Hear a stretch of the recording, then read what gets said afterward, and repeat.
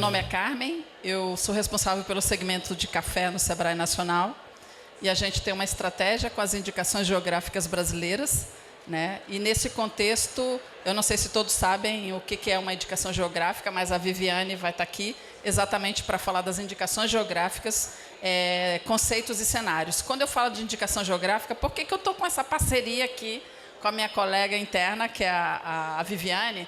É no sentido de dizer para vocês que hoje o Sebrae tem mais de 94 indicações geográficas. Eu arrisco a dizer que 75%, 80% são dos produtos de agronegócio, e o café é o que está à frente com o maior número de indicações geográficas. E é por isso esse tema tão relevante para a gente trazer para esse evento, no sentido de divulgar, de promover essas regiões. E o assunto mesmo, né, com indicações geográficas. Acredito que vocês já conheçam várias indicações no mundo, que seria o presunto de Parma, o champanhe. Então, a gente também tem todo esse legado, essas histórias, esses produtos incríveis no nosso país. Então, eu passo a palavra aqui à Viviane, toda seu. E assim, é um bate-papo, tá, gente? A gente que está aqui numa de simplicidade mesmo para passar o conhecimento, mas fiquem à vontade para nos perguntar o que vocês acharem necessário. Obrigada, gente. Obrigada, Carmen. Boa tarde, pessoal. Como a Carmen e o Fred apresentaram, meu nome é Viviane Palma. Sou ali mineirinha do sul de Minas Gerais, sou engenheira florestal, um doutorado em engenharia florestal também, e estou no Sebrae. Atuo ali desde esse ano, eu entrei no Sebrae e atuo na unidade de inovação, em parceria ali com a UDA, que é a minha coordenadora, e a gente tem uma parceria forte ali com a Carmen, que é do setor dos cafés. Como a Carmen disse, né, os cafés, no Brasil, eles têm o maior número de indicações geográficas. E eu ali, como sendo ali de região sul mineira, nasci embaixo do café, vamos dizer assim, tenho um grande orgulho disso. Hoje, então, a gente vai falar um pouquinho aqui sobre indicações geográficas, seus conceitos e o cenário atual aqui que a gente tem no Brasil. Opa! Não está passando. Passou? Passou. Bom, as indicações geográficas, elas são reconhecidas no mundo desde ali do século XVIII. Só que no Brasil, atualmente, elas começaram ali só pela Lei da Propriedade Industrial, que é a Lei 9279 de 1996. Então, a gente é meio que neném ainda nas indicações geográficas. A gente tem apenas 26 anos de indicações geográficas no Brasil. Então, o que é esse tal de indicação geográfica, né? O que a gente pode fazer? O que a gente pode pensar? O que vocês acham que é? De repente, a gente já tem indicações geográficas, a gente vive indicação geográfica sem saber.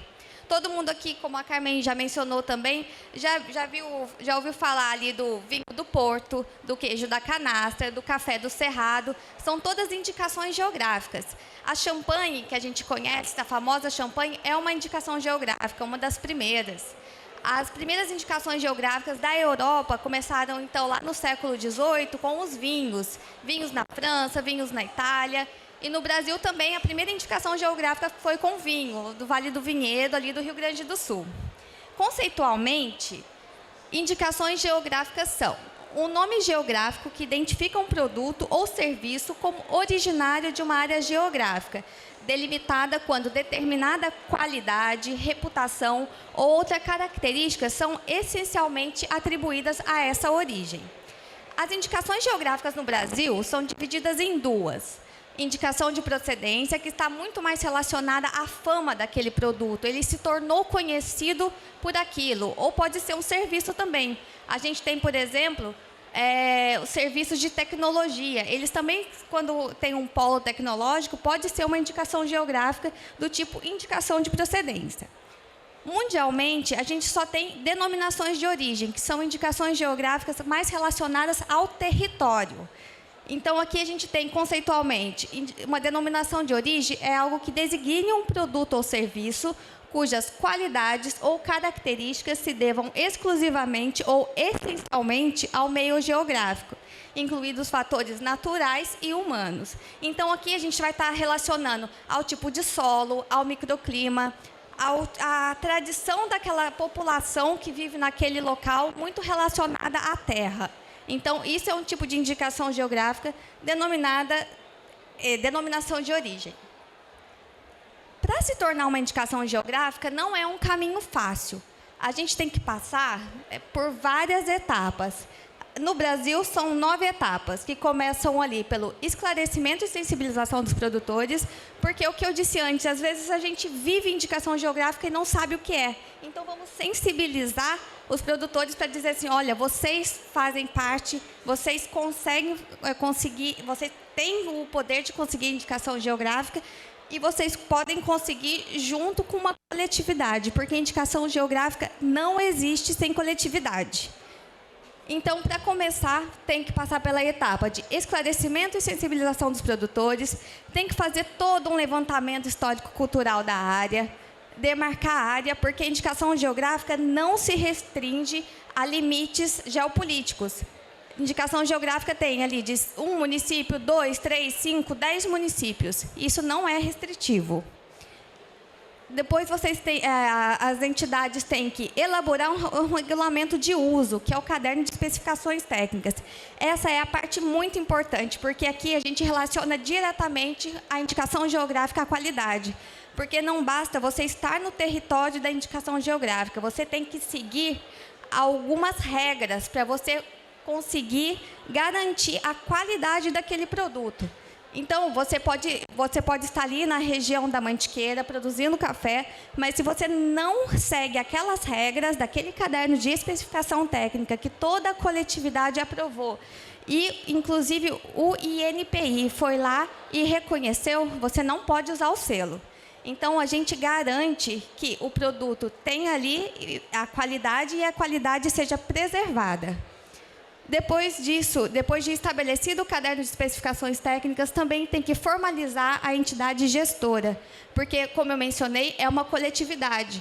Então, a gente precisa de alguém que faça a gestão dessa coletividade. Depois, formação do Conselho Regulador, que é quem vai atestar se as regras que foram aprovadas por toda a entidade ali, por toda a coletividade, estão sendo seguidas. Depois, definição dos mecanismos de operação e controle, solicitação do registro ao INPI, e só depois, se o INPI aprovar, você vai poder utilizar a indicação geográfica. Então, é um caminho de pedras, mas é um caminho que vale a pena. Por quê? Ih, gente, eu estou... Aí. Por conta desses benefícios potenciais que essas indicações geográficas trazem. A gente tem, desde a agregação de valor, que ali a gente falando do monetário também, porque ninguém consegue viver sem o dinheiro, né? A gente precisa. Melhoria do processo produtivo, que está muito relacionado ao que eu mencionei do caderno de especificações técnicas, que é aonde é ditado como esse produto tem que ser produzido, o que os produtores têm que fazer para conseguir e manter aquele selo. Passa também pela preservação da biodiversidade, porque os produtores sabem que eles dependem do meio ambiente, e isso a gente tem que levar para a gente. Produtores de café, de leite, ou seja lá de qualquer produto, sabem a importância do meio ambiente para a produção. Não são destruidores do meio ambiente, né? Depois, acesso a mercados diferenciados, porque lá fora, gente, pra vocês terem uma ideia, a gente tem mais de 10 mil indicações geográficas no mundo. Então, é algo que já vem sendo trabalhado há muito tempo e é reconhecido. Quando a gente tem a nossa IG aqui no Brasil, a gente consegue encontrar esse mercado maior lá fora e acessá-lo. Também passa pela melhoria ali, o fortalecimento do cooperativismo, porque a indicação geográfica não existe sem coletividade. E também o estímulo ao turismo. Gente, estou levando um baile disso aqui, hein? Foi. Meu Deus. Aí. Então, como eu mencionei, assim, no mundo a gente tem 10 mil. Mas e aí, passando para o Brasil, o que a gente tem?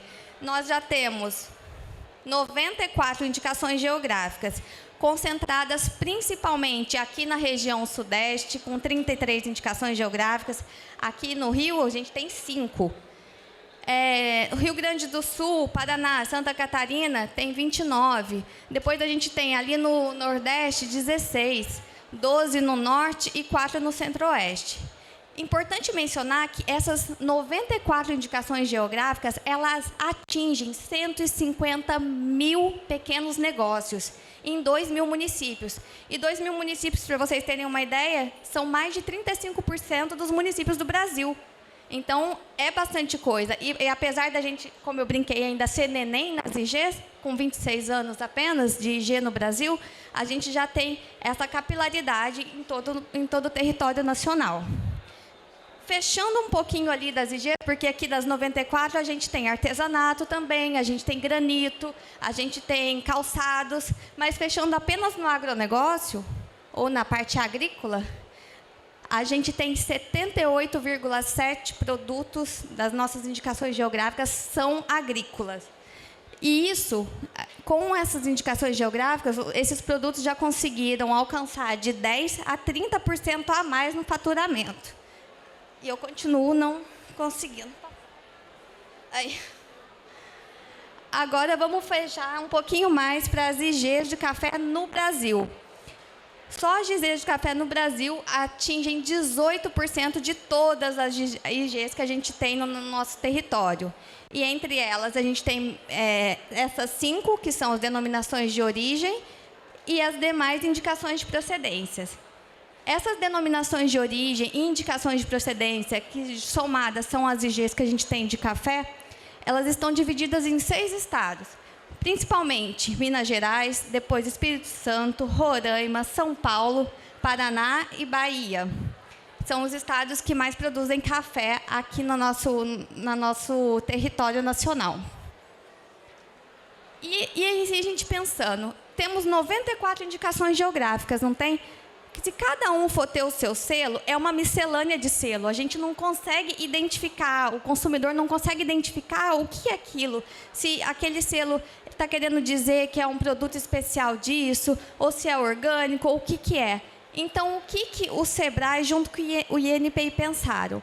Vamos fazer um selo brasileiro de indicações geográficas, porque é um selo que a gente vai conseguir melhorar a comunicação, o engajamento e o reconhecimento dessas IGs. Então, esse verdinho aqui seria o selo de denominação de origem das IGs do Brasil e o azulzinho de indicação de procedência. Então, não quer dizer que os produtos que tenham IG não possam ter os seus selos. Esse aqui é só um a mais para vocês identificarem que, nossa, esse produto é um IG. E depois perceber, é a IG ali do Cerrado Mineiro. É a IG do queijo da canastra. Então, isso é uma estratégia para melhorar esse reconhecimento das IGs com o público. E é muito novo isso, eu acho que pouca gente já viu, porque tem apenas 1 aninho de vida esses selos. E tem tudo para melhorar essa comunicação. O SEBRAE...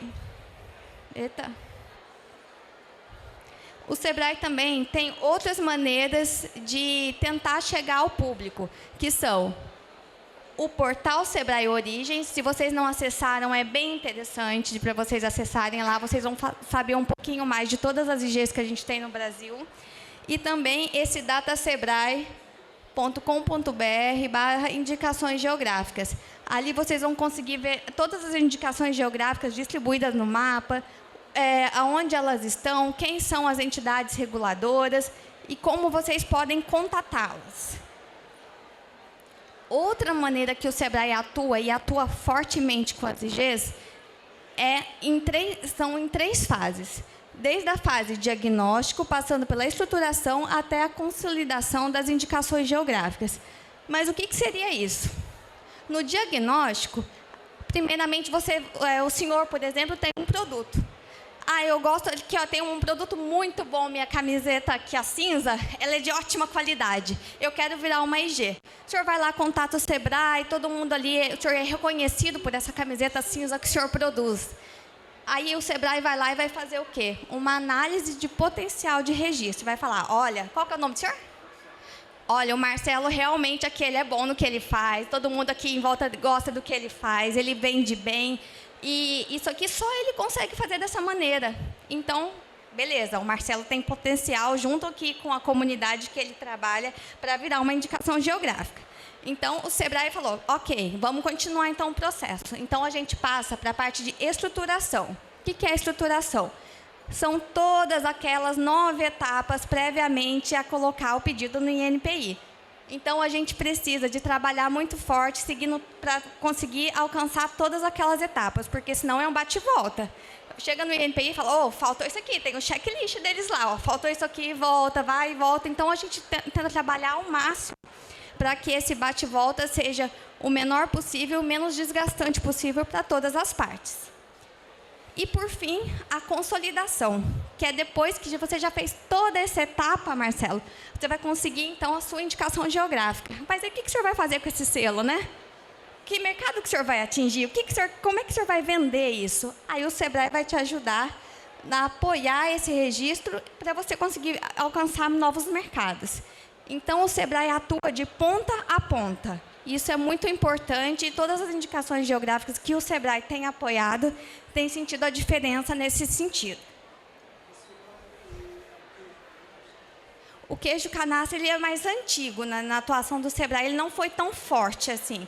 Mas ele tem apoiado agora que, por exemplo, na região da canastra, eles estão querendo fazer indicação geográfica do café da canastra e do queijo do Cerrado. Então, estão invertendo, porque eles já têm o café do Cerrado e têm o queijo da canastra. Agora, eles querem essa inversão, e o Sebrae está atuando forte. Por exemplo, o pessoal da região vulcânica ali, que vocês viram ali no cantinho, que inclusive é a minha região, viu, gente? Eu sou lá do sul de Minas, de Cabo Verde, da região vulcânica. O Sebrae também está atuando forte lá. Eles estão pleiteando uma indicação geográfica, primeiramente de indicação de procedência, mas acredito que eles podem pleitear uma denominação de origem aí, porque a gente tem muita esse apego à questão do território e da parte de serem solos vulcânicos. Então, isso é só um spoiler, tomara que dê certo para a minha região, né? Então, assim, aqui, só para a gente terminar, que é esse bate-papo, eu acho que eu quis só fazer essa apresentação mais geral, para a gente poder conversar, vocês poderem me perguntar o que vocês quiserem, e deixar só essa frase para vocês tentarem guardar um pouquinho o que são indicações geográficas. O registro de IG, ele reconhece, isso é muito importante da gente guardar. Reputação, qualidades, características que estão vinculadas ao local e, como resultado, elas comunicam a todo mundo que certa região se especializou, que essa região tem capacidade de produzir artigo ou prestar um serviço diferenciado e de excelência, que é o que a gente está vendo aqui. A gente está num evento que é um evento super importante de cafés especiais e orgânicos, que, como diz ali no slogan, né, que é um evento para... Como que é mesmo que está no slogan, gente? Eu até esqueci de falar. Oi? Descolado. É um evento descolado de café, a gente está aqui para bater esse papo, né? Então, eu acho que vocês vão estar descolados, vão sair desse evento mais descolados em relação ao café e muito mais ligados, né? Porque tem café de qualidade pra caramba e a gente está bebendo, vai ficar ligado o dia todo. Então, era isso que eu queria falar para vocês um pouquinho.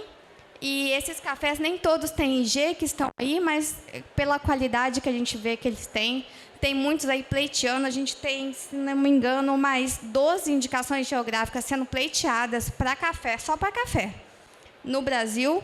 Então, a gente tem tudo para duplicar esse número de indicações geográficas que a gente tem nacionalmente.